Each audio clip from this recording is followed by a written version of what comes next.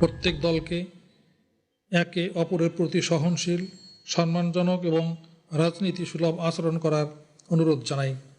সব রাজনৈতিক দলের অংশগ্রহণের মাধ্যমে একটি প্রতিযোগিতাপূর্ণ এবং প্রতিদ্বন্দ্বিতামূলক নির্বাচন প্রত্যাশা করি। প্রতিদ্বন্দ্বিতামূলক নির্বাচনে প্রার্থীর সমর্থকদের উপস্থিতিতে অনিয়ম প্রতিহত হয় বলে আমি বিশ্বাস করি। প্রতিযোগিতা এবং প্রতিদ্বন্দ্বিতা যেন কখনো প্রতিহিংসা বা সহিংসতায় পরিণত না হয়, রাজনৈতিক দলগুলোকে সেদিকে সতর্ক দৃষ্টি রাখার জন্য বিশেষভাবে অনুরোধ জানাই।